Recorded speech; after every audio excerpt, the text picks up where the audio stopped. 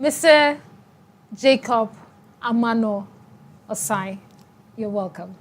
Thank you very much, Lucy. I'm so excited to be here, and I look forward to today's mentorship session.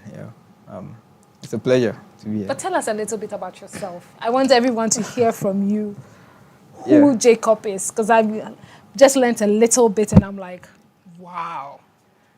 Okay, so my name is Jacob Osae. I'm a STEM author, educator, co-founder of Creative Brilliance Afroverse, and mostly. So what I do basically is I write stories based on science. I also educate people on science. FYI, I'm a physics teacher at Pacific Legon, so that's where my education actually happens. And globally, I'm known as a science fiction and fantasy author. And futuristically, we are building or creating what we call the Creative Brilliance Afroverse, which is something we are doing for the future generation. Yeah. So, Creative Brilliance Afroverse. I know what creative means and what brilliance means, but why that art of Afroverse? What is this whole project about? So Creative Brilliance Afroverse, we call it CBA at Presec. So it's a popular acronym, but then it's our vision for the African continent. You know, Africa has gone through a lot, but then the truth of the matter is that the future will be Africa. So Creative Brilliance Afroverse is our contribution to the glorious future that is actually beckoning on Africa. We want to create an ecosystem where Africans have total control when it comes to their narrative, their storytelling, their culture, their traditions, and the kind of life we live, the kind of environment we want to live in, built and created by Africans and not any external influences from other, individuals from other continents. So it's an African universe created, by the administrated, and executed by Africans. And enjoyed by the African. Yeah. Yes. That's You don't what want to build something and not enjoy it. So happy to be a part of this conversation where we're talking about owning our narrative. Yeah. And you've done that. How long have you been writing? Yes, so I've been writing from 2012, actually. Started after high school, from Accra Academy to be more precise. That would be. Yeah. And mostly, I actually started writing poetry. That's how I began writing, because I felt it was quite easy and you can finish it quickly and go and do other things in your life.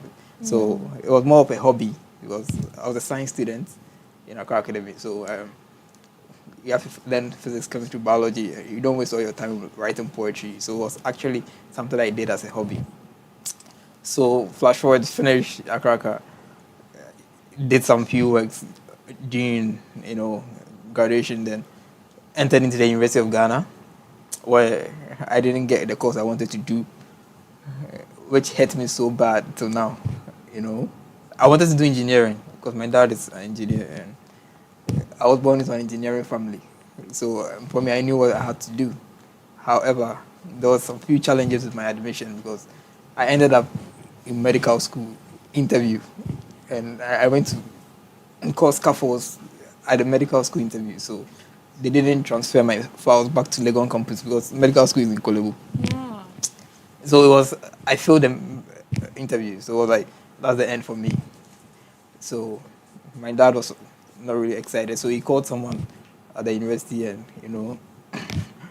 he said, "Oh, your son is good. His grades are great. So we can come to the academic affairs directorate at Great Hall and make a proposal."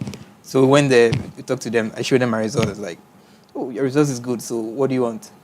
"I want to do engineering. I wanted to do biomedical engineering." So I wrote a letter to them that I want to do biomedical engineering. I want to meet Prof. Kaufman.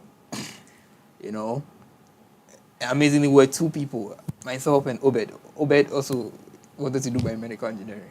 But amazingly, Obed got biomedical. I didn't get biomedical. Interestingly, University of Ghana gave me physics, maths, and computer science to do.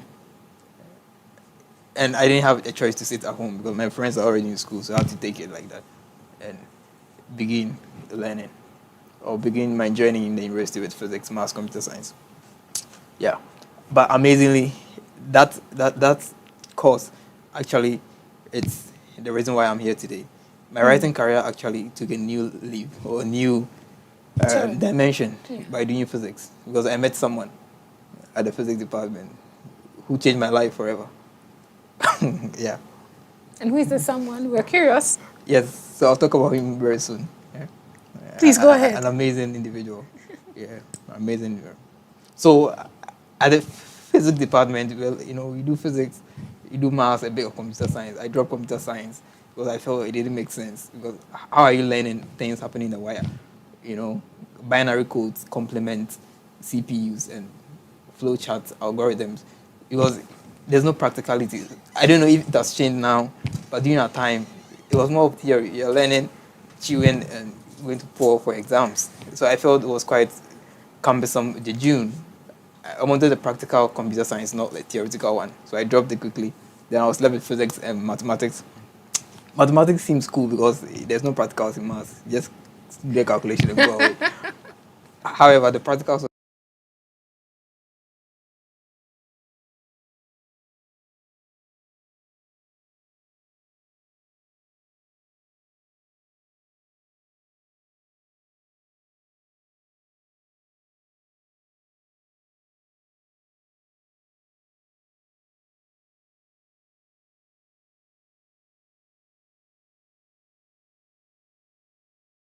Lecturer at the University of Ghana, and also one of the greatest writers Africa has ever had.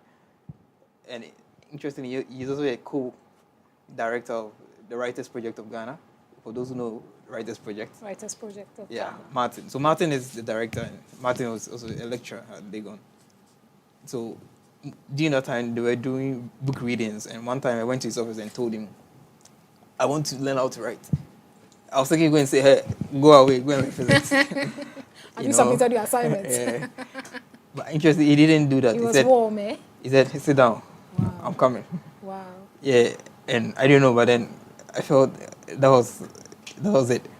So he saw that I had a unique passion and zeal for the writing. Right. So he gave me the opportunity to train us, took us to a couple of writing sessions, what we call a writer's cafe. In 2017, we practiced, nurtured our writing. So that's how Martin and the Writers Project, became instruments that actually developed our writing until now. And all our colleagues who were part of that writing cohort are all doing amazing stuff, in the world right now. Some are published writers locally and globally. Some are doing interesting and amazing stuff. And interestingly, they are awesome. So basically, that's how doing physics actually changed my life. I met someone who actually became a catalyst to augment my writing career. Yeah. That's interesting. The learning point here is mentors are very important. This is a physics lecturer, and you're going to be talking to him about something that has nothing to do with, physics. You went into a book reading session and you were caught by that. You fell in love with writing. You approached him and said, I want to write. I mean, like you said, the natural thing is like, my friend. Yeah. But he held your hand. And sometimes these are some of the interesting, places we get to in our lives where you find out that a hobby, some interest or some passion, rather than what you're being pushed to do, is what is, turning your life and helping you feel at home, helping you build your confidence and making you feel yourself. You know what I mean? So how was that journey? I know you're doing the writing and you practice writing by writing. What do you mean by you practice writing by writing? So, so interestingly, there's a lot of things that go into writing. Yes. For those who have written a book before, you realize that it's a whole lot. And I discovered that at the University of Ghana, we didn't have, so we had academic writing. Academic writing is more writing in academic setting. And that one, there's a course for it, but there was not a course for creative writing. Actually, there was a course for creative writing, but that was for only the English major students. And even for that, you would there's a number of students that can take that course. They are no more than 20. So you see, there was so much restriction to people who wanted to learn creative writing. No, so Jacob, you're going out of your schedule, your physics schedule, your math schedule, to go and seek a course by English majors on University of Ghana campus. Wow. That's being driven by your passion then. So much passion. That's your seriousness, eh? Awesome. You know, amazing. So I had many people who trained me. I think there was a lady who was also doing English. A friend recommended her that, oh, she's an English person, so go and learn from her. So I used to go to her every break time just to go and show her my works. How should I do this? How should I do this? I didn't know. Showing her pieces of your poems, yes, allegories. What's it that you're putting together so far? Short stories? Yeah. Wow, okay. And on top of your physics physics schedule. writing. And amazingly, okay, so during school time, I was so much passionate about writing. Like, go for lectures, but then there was not so much. It depends on the kind of lecture and the lecturer who's teaching you. So you go for lectures, school, but then the passion is not for the lecturing. The passion is coming home to write. But then you have to learn because you don't have to fail. So you have to endure and at least excel. Your parents are watching, so you don't have to waste their money. But then what kept us on was the passion for writing. I remember I had a friend, we wanted to start a TV series on campus. So after a mathematics lecture, we'll go and write. So script for TV, we'll talk and fight because I want my idea to reign. He also wants the idea to reign. And we always fight. And we'll go and come back again and come and fight. So that was how passionate the writing was. It was like a driving force that was driving our lives. Yeah. And so some of these scripts you've written, have they been performed? I don't know. Maybe you collaborated with performing arts students. Yes, so I don't know. I did a couple of works for some few of the School of Performing Arts theater students. I wrote a couple of scripts for them. And there's another guy who wanted to do a dance TV serial. And I wrote a couple of scripts for them. I remember the pilot with the first episode. I wrote it a whole night. I didn't sleep. Just to give it to him, and he told me, we can't produce it. You know, so I think in school, for me, in my mind, I was a writer. I was not really a physics student. I was learning physics, but what I wanted to be known for was to be a writer, and that was what I wanted to do the rest of my life. Yeah.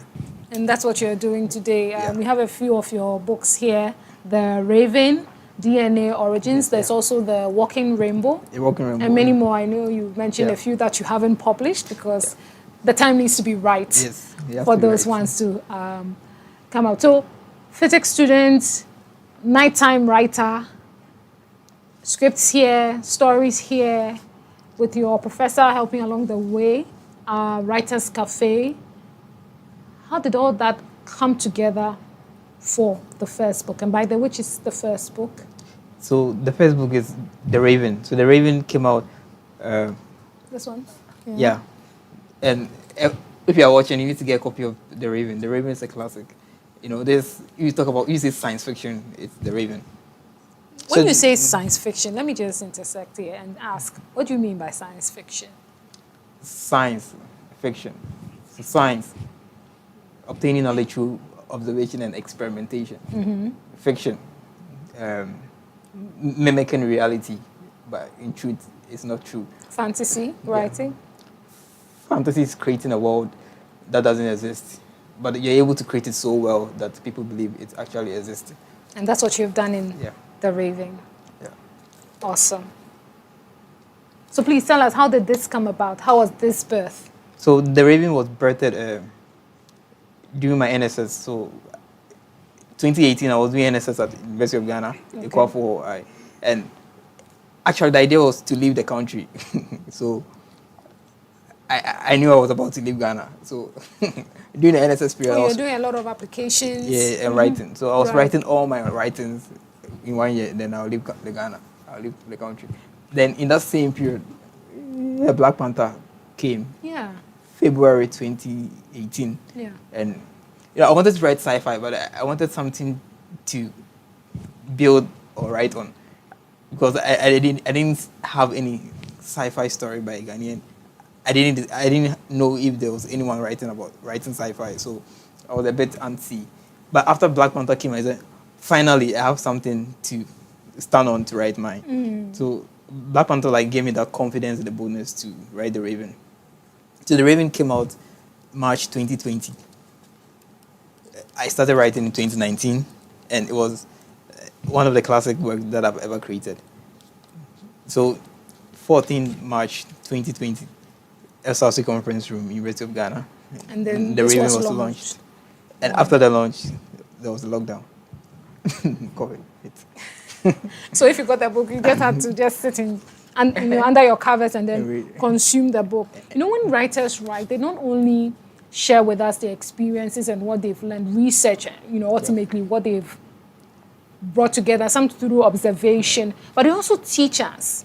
And our conversation is focused on STEM communication, sci-fi as a medium, fantasy storytelling as a medium. What are you teaching us?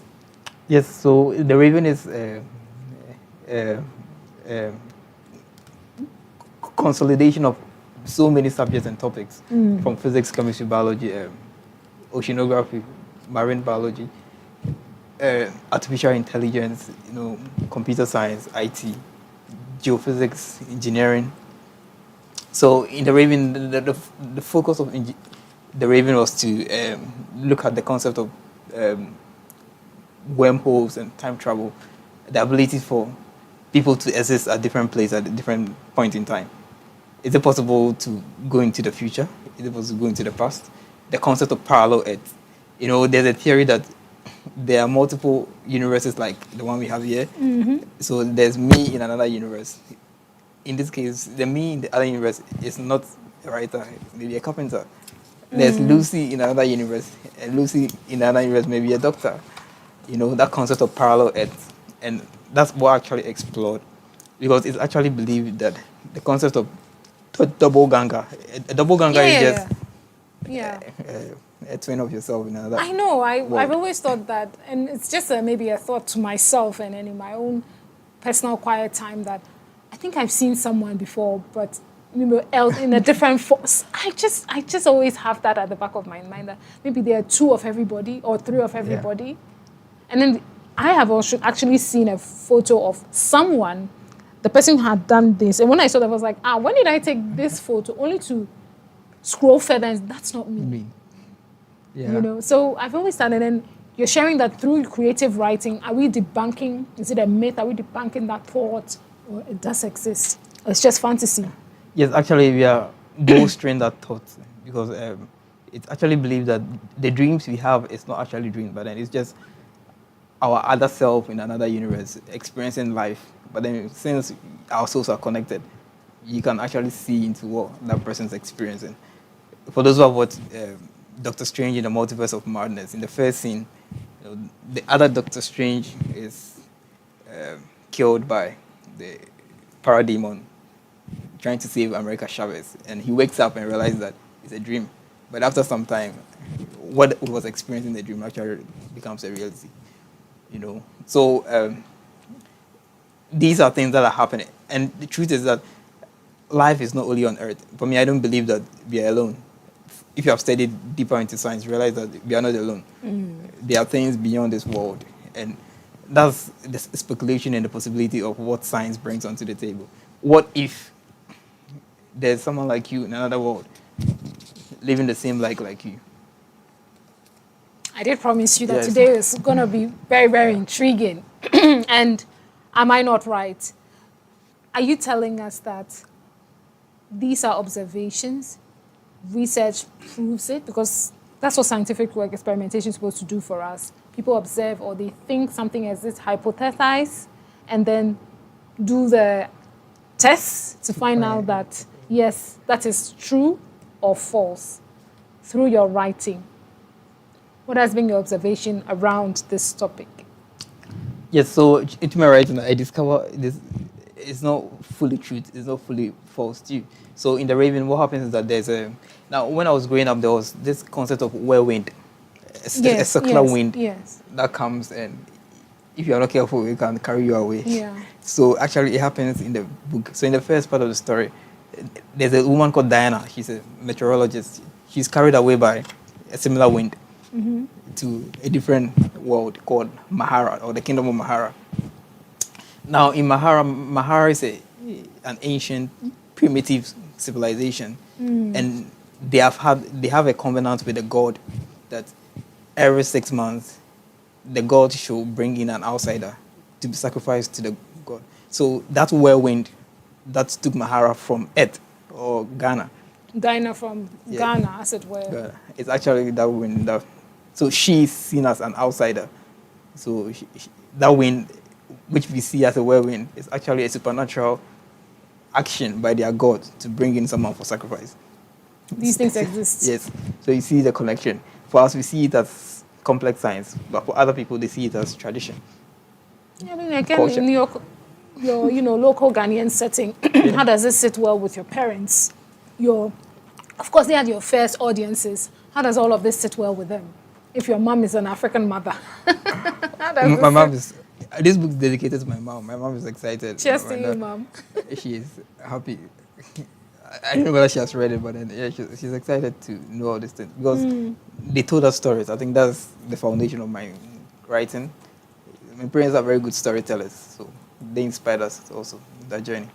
How does this sit with them? Because they're your first audience, and then to be able to, we're saying if you're a strong communicator, first off, and of course we learned this yesterday from Uncle John, that your immediate environment needs to endorse, so to say, your writing, your storytelling, how you're communicating, to give you the confidence that, yes, you're doing the right thing. And then from there, your audience grows. So I'm just wondering the acceptance of this and how your audience will grow. Of course, thanks to Wakanda, like you're sharing the Black Panther movie and then the sequel, etc. That's giving you the confidence, the platform to unearth, I'll say, the fountain of ideas that you have within you to bring out the Raven.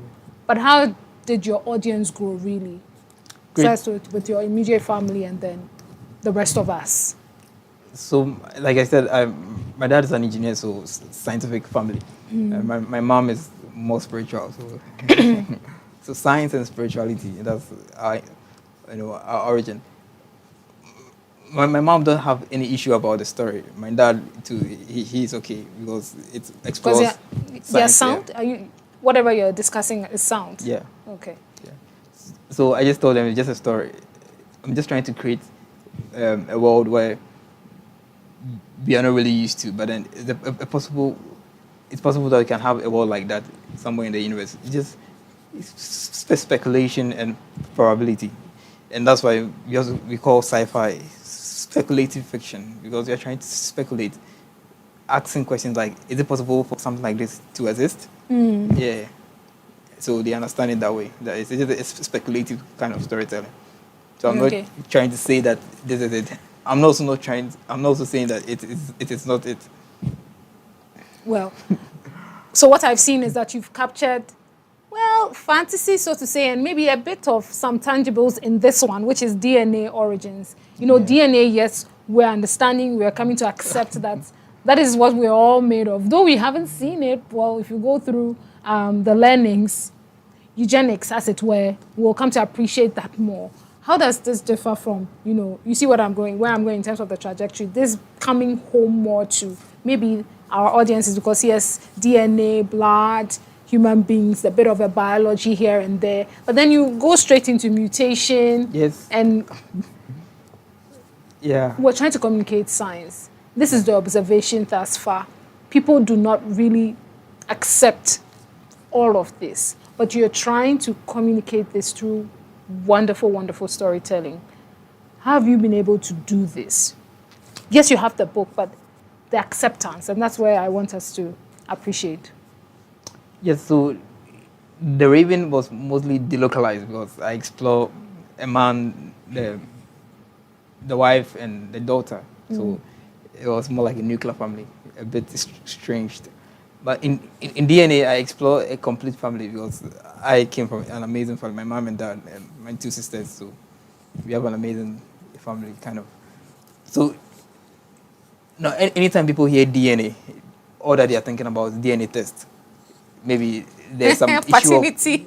yes, there's some Disputes. issue of maybe the child doesn't belong to the dad, so Yeah. I'm going to test, you know. And I was tired, I was bored with that.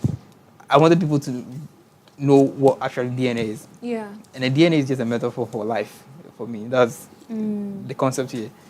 So I just wanted to open up people to something that is a general talk in the world of science. What is the truth about life here on Earth? How did life begin on Earth? How did life come up on Earth? Obviously, there are different schools of thought of how life came here on The Earth. theory of everything. You know, every field of science have their own story. Christians, we have our story. In the beginning, God created the heavens and the earth. You know, physicists have their Big Bang theory. Biologists have the theory of evolution. Yeah, by You know, Darwin. biochemists have their abiogenesis.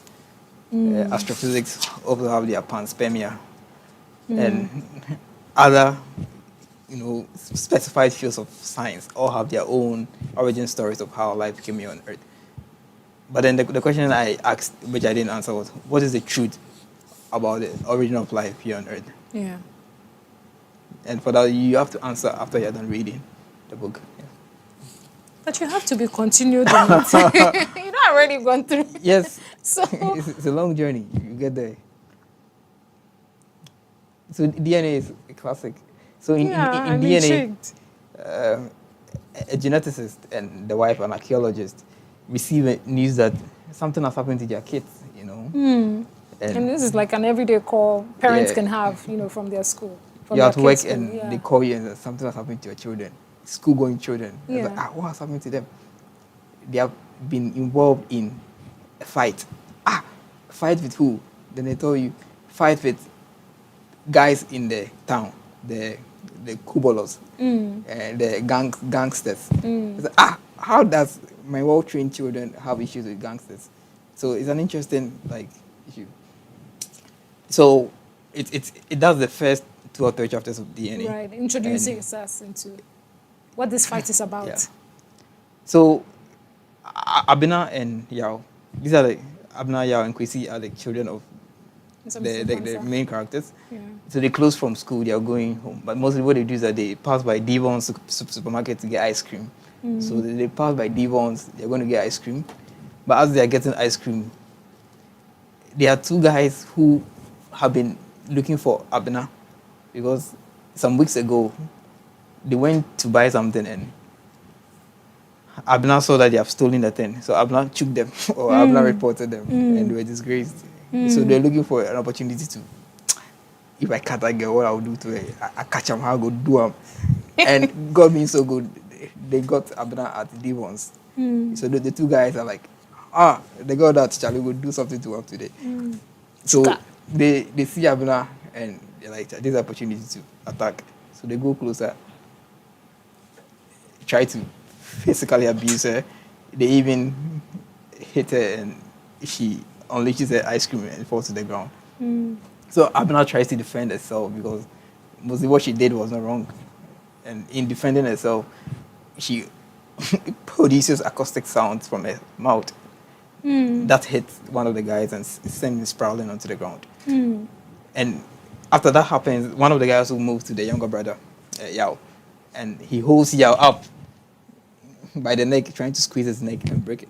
Hey. And as that continues, interestingly, Yao produces photons from his eyes and shoots the photons into the heart of the guy holding him. And the guy almost leaves him because you can't contain that amount of radiation. You have to quick. So that's actually what happens in the I'm just dramatizing what you're saying in my mind. That's what happened in the beginning of the story. Wow. And they call the police, and now it's like the kids are now in trouble because they've actually assaulted. And here, Juju. So it's a big issue. Like, how did they do what they did? Yeah. And that's where the story began. That's where the story begins. Interesting. And then it's in their origin. It's in their DNA. Their DNA. Wow. How the DNA can actually make people become superhumans or normal humans. So that's what the story is about. people accepting of this? I love stories, so this is something I would read really. Yeah. But do you have any rejections, pushbacks, people? How's the writer experience like? Uh, Because you're writing something that's very interesting. yes, and not really common or cumbersome. In Ghana, we are used to conventional storytelling, family, witchcraft, suffering, poverty. Like, I'm not condescending on any author. Mostly that's the kind of stories We read have, growing up. yes. Yeah. Yeah, I feel they are great stories. But then looking at the current digital age, AI, artificial intelligence, augmented reality, metaverse, robotics, I feel we need stories that are connected to the contemporary age, stories that connect to um, things that we can see in our current ecosystem. Yeah. And I feel that's why there's a Writing about need the for future. STEM stories. So, and for young people, they connect so well with such stories because that's what the world currently is made of. Yeah. It's made up of science, technology, engineering, and mathematics.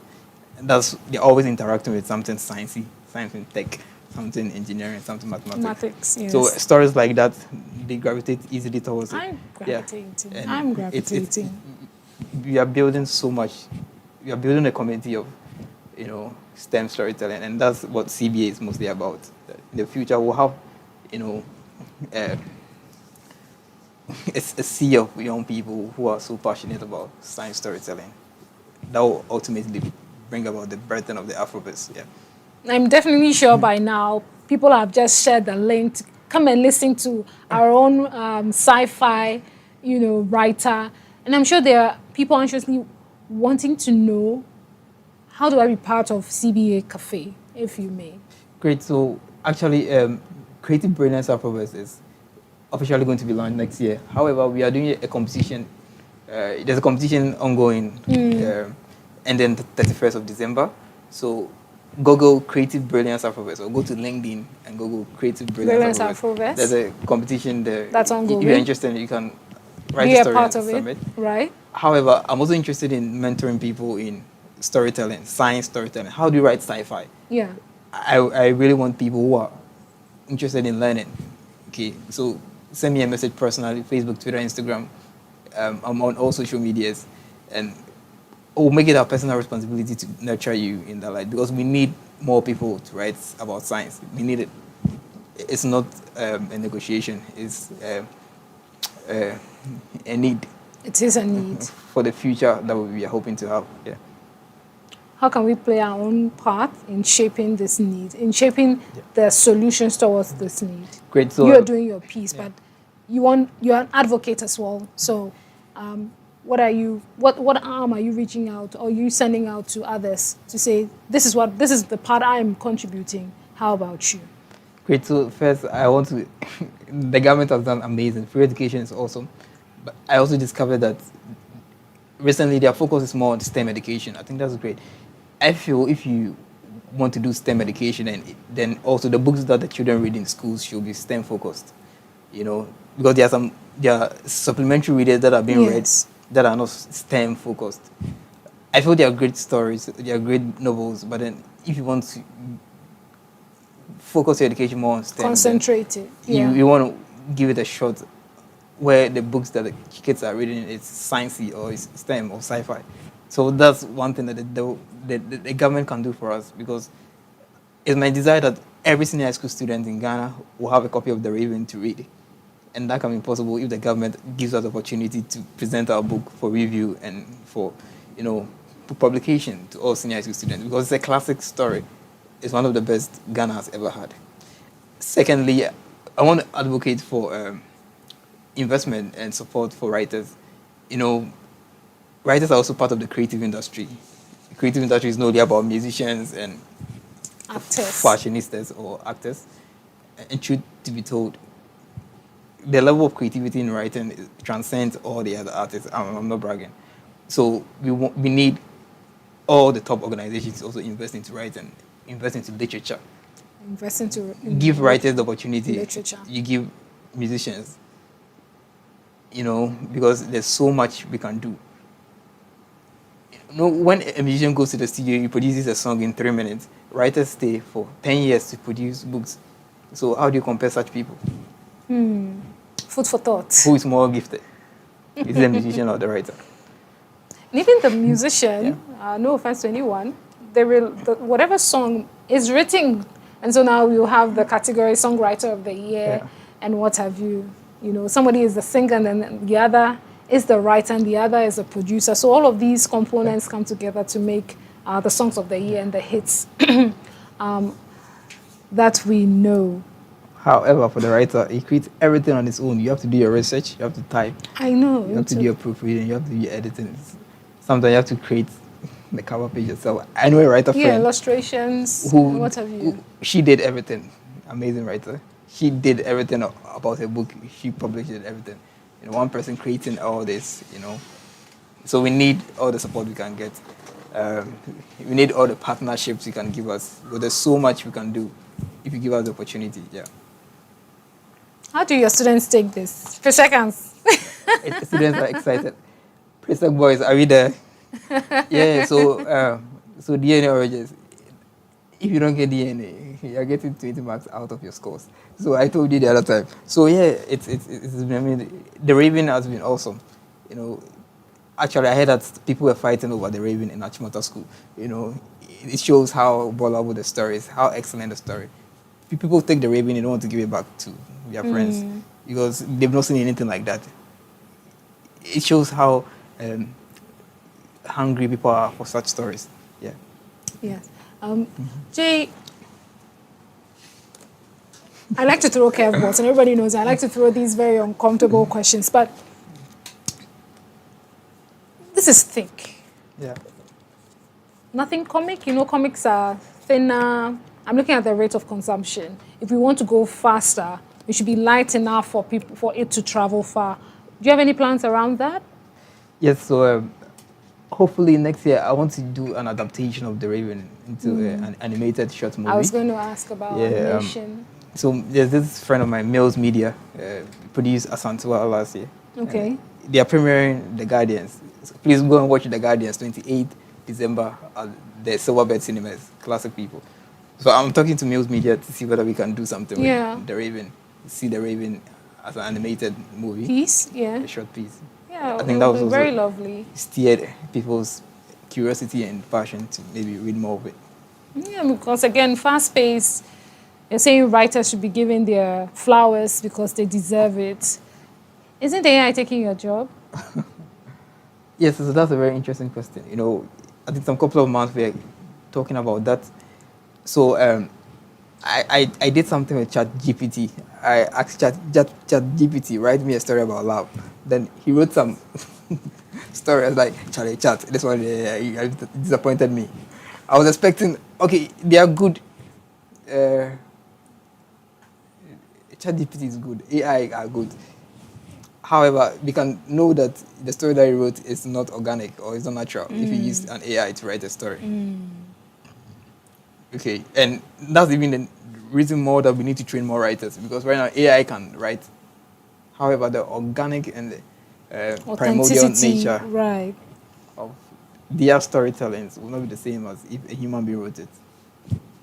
Yeah, so AI is good for research. AI is good for doing assignments, but when it comes to storytelling, there's something more than what an AI can offer, and that's someone who has practiced and practiced and practiced and practiced, and that's what I seek to help any young person out there to develop. Yeah. Awesome. Yep. It's a good time to take a quick break. We'll be right back. We're talking about love. What has love got to do with STEM communication? You wrote about the walking rainbow. Maybe just to warm us up a bit as we conclude. Okay, so A Walking Rainbow is not a sci-fi book, FYI. Okay. Yeah. So I don't know whether it qualifies to be part of our conversation. However, a rainbow is, you know, it's a scientific phenomenon, so to say. So yeah.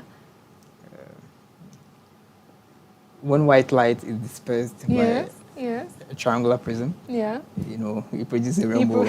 Of course. But then how do you have a rainbow that's walking? So maybe if you move in the prisms.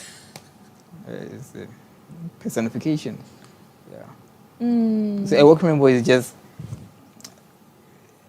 a story about two young people at the university and their friendship and how the friendship evolves into a love Campus affair. love. Love, because I was at Legon, I saw all kinds of things. People were doing all kinds of things in the name of love, but in the end, they break up and all those things didn't work out. So I was doing a project in psychology, so I turned the project into a story. So the two characters, Nadine and Calix, they meet in a very interesting way. Were they in your class? No, they're in my class. And they form friendship. The friendship evolves into a relationship, and the relationship, it doesn't work out. Yeah, and they part ways in the end. So that's A Working Rainbow. Oh, just like that. Yeah, I just created. I mean, that's the reality. All that- truth I- be I told, just sometimes that's the reality. created what And I saw on campus. is it a warning to, if you come to University of Ghana campus, don't come and do what? Boyfriend girl? Okay, so mostly according to people, that's where they find the love of their lives, and others, don't. And it was it's an amazing environment to be in, but then mostly you just discover what's good for you and live it. And you discovered writing. Yes, I discovered yourself? writing. University of Ghana has been very instrumental in my journey as a writer. Wonderful, wonderful The BAM journey. Library, eternally grateful for the BAM Library. 24-hour reading room. Magic happens there. Yeah. People swear by it. But I've had my own experience. I got missing in the BAM library. There's a mezzanine. Yeah. And so I didn't know you could you have to go through it to go past. I kept going around. I couldn't find the exit. And the exits are quite in the corner, quite small. So, well, my experience with BAM, when I look back and then I laugh. Quite eventful and quite memorable there. I know you wanted to be an engineer. Should you have been an engineer? Met Dr. Kaufman, been lectured by her and in the biomedical engineering. That's my school, if you like to know. And would you be writing, really? Yes. Do you think you would have been writing? If I had gotten to do engineering, I would have still been writing, but then I would not have made so much impact, and I wouldn't have been able to go very fast. Because there's so much we have accomplished by the grace of God, from 2018 till now, because of my acquaintance with Dr. Martin Igrelbe. So, That was pivotal. I'm sure The it's turnaround moment. God's engineering that I didn't do You see, engineering. oh yeah, you play on words, so God's engineering. Yeah, Nice one. Yeah. Nice So, one. shout out to Prof. Kaufman and Dr. Martin Igbogbe. Trailblazers indeed in their own right. I haven't brought my curveball, so you should be looking forward to it. Yes.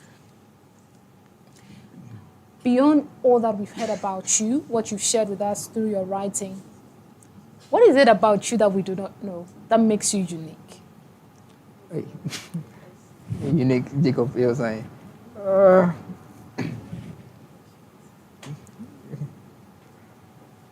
So mostly I was like music a lot. So I actually started playing the piano in high school because I actually wanted to be a musician after What genre? after high school. Yeah, because I was listening to Bruno Mars,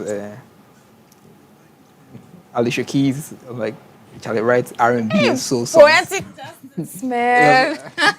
I was a poet already, so writing Yeah, songs yeah. wouldn't be so easy, Yeah. difficult. So I wanted to do music. So I had a friend who was a sound engineer. So I Awesome. went to him, Eric, he went to tech, Eric Charlie. So I write and he will produce the song, beat, then we are working. And you are singing. Then it goes to a time like, Charlie, we are not getting money, let's stop this thing. Give us a feel. Give us a feel of maybe one of those songs that you. Unfortunately, viewers, I can't sing on national television because it will cause a lot of earthquake. Hey. And then it'll be another phenomenon that you Yeah. maybe you will write about. But truthfully, I have a lot of songs that I've written. A couple of, maybe I'm thinking about doing an album and bringing them out, hopefully, in the future. Yeah, so I started playing the piano, but then what actually happened is that one day we came back from church and the piano was stolen. you know, and that's how I ended. I stopped playing the piano. But I just want to say, young people out there, like, learn every possible skills you can. At least learn how to play an instrument. I wish one of my regrets is that I wasn't able to complete playing the piano. I can do a bit of drums, yeah, a bit of trumpet, but then the keyboard would have helped me a lot. So learn how to play at least one instrument. When you go to church, learn to play something. You know, it will help you a lot in the future. You make things seem very easy. Write love songs, Uh, write stories, sci-fi. Of course, articles and all of these will just be like a walk through the park. But which is difficult? Your physics lecturing or the writing of the stories? yeah, so I think some few weeks ago I just finished writing. So I'm working on a spoken word album called "Reaching for the Stars." So I just finished writing that Piece. and I was just looking at it. I was like, "Oh, Jacob." So the only challenge is how to get into the writing mood. This, you know, they have this thing they say writer's block and that kind of block. thing. You know, It's how does that? How do you make that? How do we connect with that? For those of us who are not writers and so don't know what that means. Yeah, writing is an environment, or it's an emotion that encapsulates the person who's trying to create. It's a creative energy. That's what enables us to write. When you don't have that creative energy, it's very difficult to create anything. So what happens with the writer's block is that there's not enough of that creative energy for a particular point in time. So the passion and the zeal to write is no more there. And you have to do all kinds of things to get inspiration. Because inspiration is what transmits into the creative energy. So what do you what do you do to get inspired, if we may? For a sci-fi writer, how I channel my energy is mostly watching series. The Flash is done, DNA, Arrow, The Flash. So mostly I watch sci-fi movies too. Right. That's why I'm able to draw energy from, to write. And then you'll be able to give off Marvel, amazing stories, and most sci-fi, because you get to learn a lot watching. Then you are transported into a world, and most what happens is that your mind connects, and you want to create something similar. Yeah. When you experience something you have never experienced before, as they call it, euphoria. Yeah. An African parent, where is the place of ethics and morals in this? Because I say, hey, mommy, you know, I mean, local parlance, where they, like I said earlier, juju, overconfidence, no regard for authority, so to say, because you think you have some higher power. But this is the African setting. Respect, authority, rule of law, ethics. You know, how does all of that play? Great. So I feel they're very important and very instrumental. I think the African culture is one of the most interesting ones I've really experienced. My parents they trained us to be humble, to be kind, to be respectful. And I think that's something that helped us in our life as a young person. But then, mostly when you look at science fiction, it's trying to defy those narratives. Exactly. And in a more interesting way, we are not actually trying to defy those things, because you're talking about spaceship, you're talking about AI, you're talking about robots, cyborgs. That feels like they are too paranormal or extraterrestrial, alien. Yeah. Because this is not our traditional way of living. But the truth of the matter is that that's what the future is. That's the future. Should embrace it. Yeah. So we can still have our cultures ingrained into this whole technological advancement and this whole fantastic creations and inventions. So we can still be calm, humble, and have our ethics and have our primordial traditional cultures. But then the truth of the matter is that the future is STEM. And the only thing we can do about it is to train our children and prepare for it. AI has come to stay, and it's not going away. Stay. It's not going away. I have another punch from the mother and some of us. Yeah. Isn't this all totally? You know, you have that, like if your child is, and you find that people whose children like to write, you know, they write stories, they can form stories, and I can see, I'll prefer way or transro. Isn't that, you know, in the local parlance, what you'll get? Yeah. How, maybe you had that, how did you navigate that? Because the child is brilliant for putting such a wonderful, fantastical story together. But Yeah. if they're So on borderline, it's a big challenge.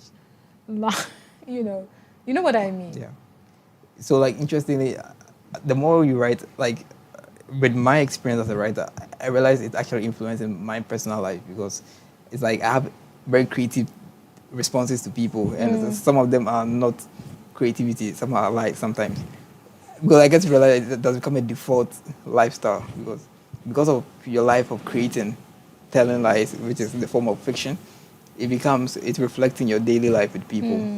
So that's where the foundation of training comes in. If you had a good foundation, you would have to know where to draw the line. Say that no, you can't do this. At this point, you have to be truthful. You have to exalt the truth and not feel like you're creating something. So if you have good foundation, if you have a good support system as a family, and they train you well, there are points where you'll be able to know the disparity between telling the truth and telling a lie. Even though professionally you are known as a liar. But then when it comes to certain situations, you have to uphold truth. Yeah. Yeah. So to conclude, this is the future. Yes, Creative Brilliance Afroverse is the future. You know, We next have year. to own our narrative. Yeah, we have to. And one of the ways you're advocating that is you're happy to take anybody under your wing. They Yes. should reach out to you. Yes. Look out for the challenge that you've put out on Yeah, LinkedIn, LinkedIn. Twitter, Instagram, Facebook, Creative Brilliance Brilliance Afroverse. Afroverse. And then they can get the training Yeah. to become professional liars. Yeah. So I was not trained by anyone to do science fiction. I learned to write science fiction, and by the grace of God, I can model that model for other people who want to apply the same path. Yeah. This involves a lot of research. You Yeah. should open yourself up to learning. Yes.